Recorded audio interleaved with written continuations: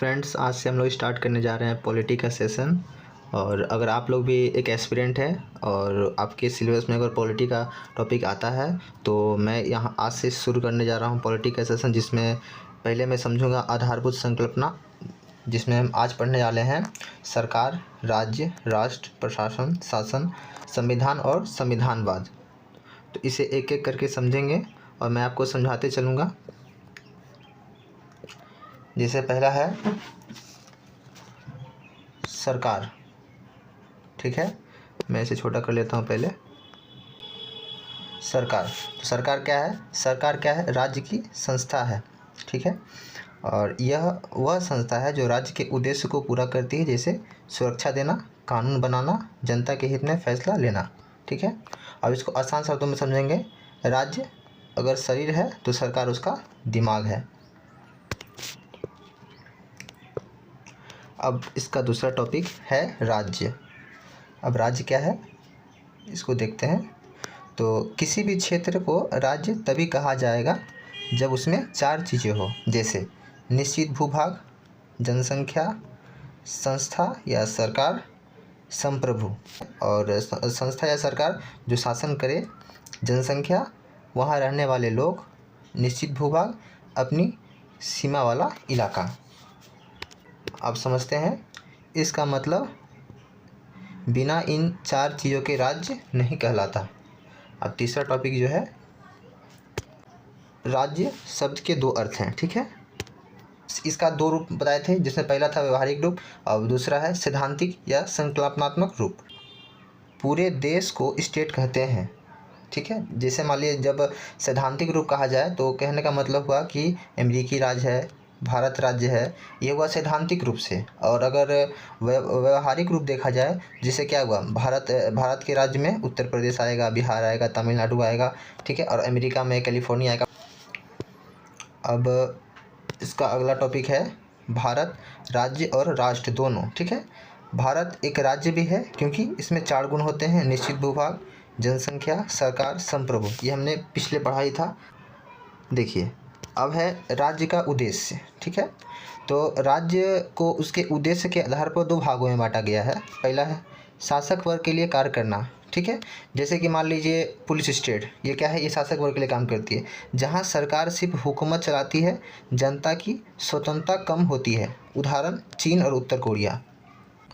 इसका जो दूसरा है वो है जनता और लोगों के लिए कार्य करने वाला राज्य, जहाँ सरकार जनता की भलाई और विकास के लिए कार्य करती है। उदाहरण भारत। भारत क्या है, कल्याणकारी राज्य है।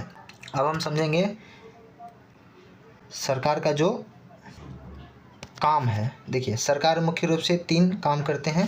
पहला है कानून बनाना, उदाहरण संसद में सांसद द्वारा कानून बनाते हैं, जिसे विधायिका कहा जाता है। दूसरा है कानून लागू करना, जिसे कार्यपालिका, उदाहरण में प्रधानमंत्री, मंत्रिपरिषद, प्रशासन इसे लागू करवाते हैं। अब इसका तीसरा है न्याय देना। न्याय देना जिसे न्यायपालिका कहा जाता है, और कानून लागू करने वाला को क्या कहता है, कार्यपालिका कहा जाता है। और न्याय देना न्यायपालिका, उदाहरण सुप्रीम कोर्ट, हाई कोर्ट, जिला कोर्ट। अब इसको याद कैसे रख सकते हैं, तो देखिए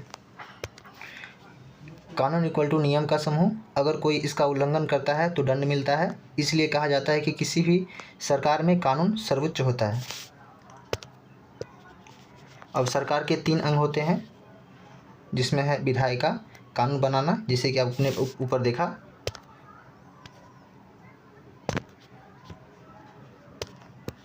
और दूसरा है कार्यपालिका, कानून लागू करवाना, और न्यायपालिका क्या है, कानून का पालन करवाती है और न्याय देती है। अब मैं एक एक करके समझाता हूँ। जैसे कार्यपालिका को एक एक समझाते हैं। देखिए कार्यपालिका जो है ये दो तरह का होता है। पहला है राजनीतिक कार्यपालिका। इसमें क्या होता है, इसमें मंत्रियाँ आती हैं। जैसे मंत्री का जो समूह होता है उसको मंत्रिपरिषद कहा जाता है। तो ये जनता द्वारा निर्वाचित होते हैं।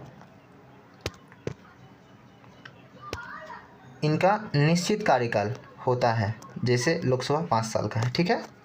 आपको समझने में दिक्कत नहीं हो रहा है? अब देखिए अब इसमें लिखा गया इनकी विशेष ज़रूरत नहीं होती है। संकुचित अर्थों में राजनीतिक कार्यपालिका को ही सरकार कहते हैं, ठीक है। ये नीति बनाते हैं और लागू करवाते हैं। अब है जो दूसरा टॉपिक है वो है प्रशासनिक कार्यपालिका। जो कार्यपालिका का जो पहला भाग था उसको समझे, अब इसका दूसरा भाग है प्रशासनिक कार्यपालिका। पहला था राजनीतिक कार्यपालिका, ये है प्रशासनिक कार्यपालिका। इसमें क्या है, इसमें सिविल सेवकों का समूह आते हैं, ठीक है। ये जनता द्वारा नहीं चुने जाते हैं बल्कि चयन से आते हैं। आप देखे होंगे IAS ऑफिस का परीक्षा जो होता है वो चयन के माध्यम से चुना जाता है। इनके पास विशेष योग्यता होती है, ठीक है। ये नीति कानून खुद नहीं बनाते, सिर्फ उसे लागू करवाते हैं। देखिए इसको आसान से समझते हैं। राजनीतिक कार्यपालिका मंत्रिमंडल शासन करते हैं, प्रशासनिक कार्यपालिका नौकरशाही प्रशासन चलाते हैं। अब देखिए इसका अगला भाग है शासन और प्रशासन में अंतर। मैं थोड़ा इसको बड़ा कर देता हूँ। देखिए शासन और प्रशासन में अंतर। शासन क्या है, सरकार का काम नीति बनाना और उसे लागू करना। प्रशासन क्या है, नौकरशाही का काम, सरकार की नीतियों और कानूनों को ज़मीन पर लागू करना, ठीक है। यानी गवर्नेंस इक्वल टू मिनिस्टर का काम और एडमिनिस्ट्रेट इक्वल टू ऑफिसर का काम, ठीक है। अब समझ गए हैं।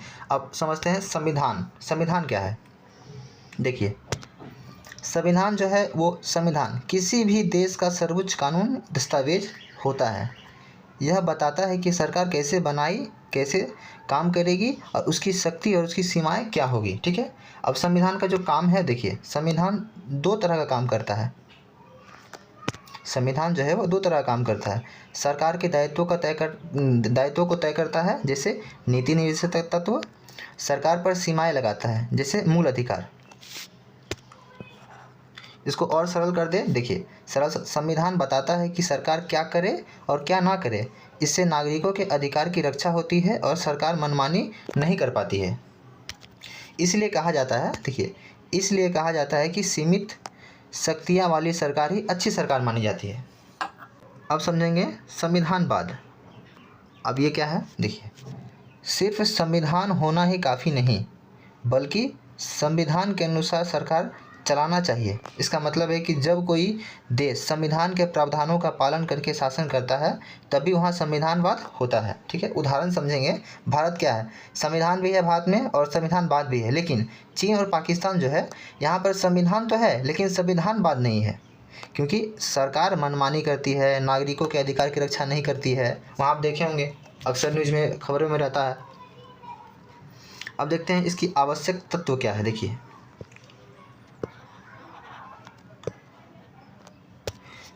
संविधान के आवश्यक तत्व जो है, देखिए संविधानवाद तभी माना जाएगा जब ये बातें हों। देखिए सीमित सरकार, इसका मतलब है सरकार पर रोक टोक हो, लोकतंत्र, जनता की भागीदारी हो, शक्ति पृथक्करण, विधायिका, कार्यपालिका, न्यायपालिका अलग अलग। जैसे कि मान लिया कि यहाँ पे हमारा क्या है, विधायिका अलग काम करती है, कार्यपालिका अलग करती है, न्यायपालिका अलग करती है। देखिए शक्ति पृथक्करण मतलब इसमें अलगाव होना चाहिए।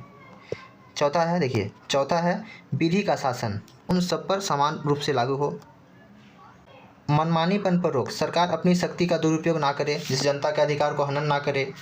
यानी केवल संविधान होने से ही संविधानवाद नहीं आता। संविधानवाद तब होता है जब इनकी तत्वों का पालन किया जाए। जो तत्व आपको ऊपर बताए हैं, सीमित सरकार होना चाहिए, लोकतंत्र होना चाहिए, शक्ति का पृथक्करण होना चाहिए, विधि का शासन होना चाहिए, मनमानी पर रोक होना चाहिए। जैसे आप अगर देखेंगे UPSC, BPSC या स्टेट PCS में, अगर आपको इसमें लॉन्ग क्वेश्चन जैसे मेंस में पूछा जाता है तो आपको यही सब बताना है। आपको 150 शब्दों में या 250 शब्दों में कुछ ज़्यादा पढ़ने की ज़रूरत नहीं है। ये आपका शॉर्ट नोट्स बनते जा रहा है। आप देखिएगा, इसी जो पॉइंट दिया गया 5, इसी को सिर्फ लिख देना है। देखिए अब इसका अगला टॉपिक जो है वो समझते हैं। जैसे भारतीय संविधान 50 का जो मूल संविधान, देखिए यहाँ बताया गया है कि इसका जो भाग है वो 22 है और अनुसूची कितना है, 8 है। लेकिन वर्तमान में देखा जाए तो वर्तमान में कितना भाग है, 25 है। अनुच्छेद कितना है, 470 है और अनुसूची कितना है, 12 है। तो दोस्तों देखिए मैंने आपको नोट्स बनाते चलना है, ठीक है। तो मैं फिर नेक्स्ट टॉपिक के साथ मिलता हूँ नेक्स्ट वीडियो में।